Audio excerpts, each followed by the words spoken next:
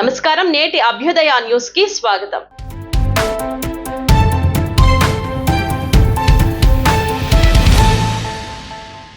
మాల సామాజిక వర్గాన్ని పూర్తిగా టార్గెట్ చేసిన చంద్రబాబుకి రాజకీయ పతనం తప్పదని నేషనల్ ప్రెసిడెంట్ ఫర్ రాక్స్ అండ్ మాల మహానాడు జాతీయ అధ్యక్షులు ఆర్ఎస్ రత్నాకర్ అన్నారు. ఎస్సీ వర్గీకరణ రాజకీయ కుట్ర అని రత్నాకర్ అన్నారు. అనపర్తి ప్రెస్ క్లబ్ లో రత్నాకర్ మీడియా సమావేశం ఏర్పాటు చేశారు. ఎస్సీ వర్గీకరణకు వ్యతిరేకంగా ఏర్పాటు చేసిన ఈ మీడియా సమావేశంలో రత్నాకర్ మాట్లాడుతూ ఎస్సీ వర్గీకరణ వ్యతిరేకంగా నిరంతరంగా పోరాటం కొనసాగుతుందని, తెలుగు రాష్ట్రాల్లో అన్ని రాజకీయ పార్టీలు మాల సామాజిక వర్గాన్ని టార్గెట్ చేసి తొక్కేస్తా ఉంటే తెలుగు రాష్ట్రాల్లో మాల సామాజిక వర్గం నుంచి సరైనటువంటి స్పందన రావటం లేదని, చంద్రబాబు రేవంత్ రెడ్డి చట్టాలు చేశారు కదా, ఇంకేముంది అయిపోయింది కదా అనుకుంటూ ఉన్నారని, చంద్రబాబు రేవంత్ రెడ్డి చేసిన చట్టాలు ఏమైనా భగవద్గీత, బైబులా లేక ఖురానా మార్చలేకపోవడానికి రాజ్యాంగ సవరణ చేసే వరకు చేసిన చట్టాలు వెనక్కు తీసుకునేంత వరకు ఈ నిరంతర పోరాటం కొనసాగుతుందన్నారు. ఈ కార్యక్రమంలో కొప్పుల ప్రేమ్బాబు, బల్లా సత్యనారాయణ, నెల్లి సూరిబాబు, మద్ద మధుసూదన్ రావు తదితరులు పాల్గొన్నారు. తెలుగు రాష్ట్రాల్లో ఉన్నటువంటి దళిత సోదరులారా, మాల బంధువులారా, మిత్రులారా, దేశవ్యాప్తంగా ఎస్సీ వర్గీకరణ పేరుతో దళితుల ఐక్యతపై కుట్ర జరుగుతూ ఉంది. మిత్రులారా, ఇది ఎస్సీ లిస్టులో మిగతా అన్ని కులాలకు న్యాయం చేస్తామని చెబుతా ఉన్నారు. ఇది కానే కాదన్న విషయాన్ని మీరు అందరూ గమనించాలి. ఎందుకంటే ఎస్సీ లిస్టులో ఉన్నటువంటి దేశవ్యాప్తంగా ఉన్నటువంటి 11 ఎస్సీ కులాలకు న్యాయం చేయాలంటే మిత్రులారా, మనకి ఎస్సీ రిజర్వేషన్ వల్ల 100లో రియల్గా 4గురికే బెనిఫిట్ జరుగుతూ ఉంది.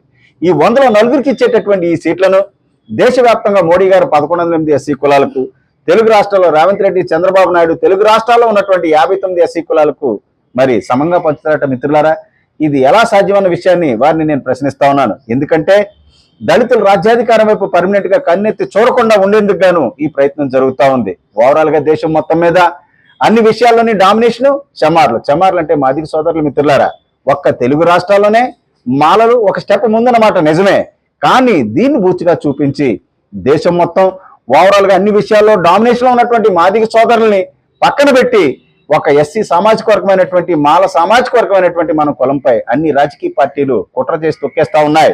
మీరు ఎక్కడైనా కళ్ళు తెరిచి ముందుకొచ్చి ప్రజాస్వామ్యయుతంగా శాంతియుతంగా పోరాటం చేద్దాం రండి, లేకపోతే మన జాతి చరిత్రలో కలిసిపోయేటటువంటి ప్రమాదం ఉందన్న విషయాన్ని మీరందరూ కూడా గమనించాలి. మిత్రులారా, తెలుగు రాష్ట్రాల్లో ఉన్నటువంటి మాల సోదరులారా, బంధువులారా, మిత్రులారా, ఈ ప్రపంచం మీద, ఈ భూమి మీద అత్యంత పిరికి జంతువు ఏదైనా ఉందంటే అది ర్యాబిట్, కుందేలు. దాన్ని బంధించినా సరే డిఫెన్స్ లో తిరగబడి కరుస్తుంది, గోకుతుంది, అట్లీస్ట్ కొంత డిఫెన్స్ ఇస్తుంది. కానీ తెలుగు రాష్ట్రాల్లో ఉన్నటువంటి మాల సామాజిక వర్గం అన్ని రాజకీయ పార్టీలు మన మీద కుట్రపూరితంగా దాడి చేసి తొక్కేస్తా ఉంటే ఎస్సీ వర్గీకరణ పేరుతో ఒక్కడో మాట్లాడడం లేదు. మిత్రులారా, మిగతా కులాల వర్గాలు అందరూ కూడా ఈ తెలుగు రాష్ట్రాల్లో మాల సామాజిక వర్గం ఉందా, సచ్చిందా అని అనుకుంటా ఉన్నారు. ఇక్కడైనా రండి, మనం యుద్ధాలు చేయొద్దు, అలాగే హింసాత్మక ఘటనలకు పోవద్దు. మిత్రులారా, ప్రజాస్వామ్యయుతంగా శాంతియుతంగా గాంధీ మార్గంలో పోరాటం చేద్దాం రండి. మన ఉనికిని చాటుదాం, మన ఐక్యతను చాటుదాం. లేకపోతే తెలుగు రాష్ట్రాల్లో ఒకప్పుడు మాలజాతి ఉండేదని, అది మరి చీకట్లో కలిసిపోయిందని చరిత్రలో చదువుకునేటటువంటి పరిస్థితులు వస్తాయి. ఈ రాష్ట్రంలో రాజకీయ పార్టీలకు బానిసలైపోయినటువంటి, దద్దమ్మలైపోయినటువంటి నాయకులు, మాల ప్రజాప్రతినిధులు ఇంత అన్యాయం జరుగుతున్నా సరే కనీసం నోరు మెదపడం లేదు. ఇక్కడైనా మీరు బయటికి రండి. చట్టాలు అయిపోయినాయి కదా, ఆల్రెడీ చంద్రబాబు నాయుడు, రేవంత్ రెడ్డి చేశారు కదా, ఇక చేసేదేముందని అనుకుంటా ఉన్నారేమో. మరి వీరు చేసేస్తే అయిపోవడానికి, మార్చలేకపోవడానికి అదేమన్నా భగవద్గీత, లేకపోతే ఖురానా, లేకపోతే బైబిల్ అని చెప్పేసి సందర్భంగా ప్రశ్నిస్తా ఉన్నాను. మిత్రులారా, people are supreme in democracy. ఈ ప్రజాస్వామ్యంలో దొంగ రాజకీయ నాయకులు చేసినటువంటి చట్టాలపై మనం పోరాటం చేయకపోతే వాళ్ళు ఇష్టం వచ్చినట్టుగా చట్టాలు చేస్తారు.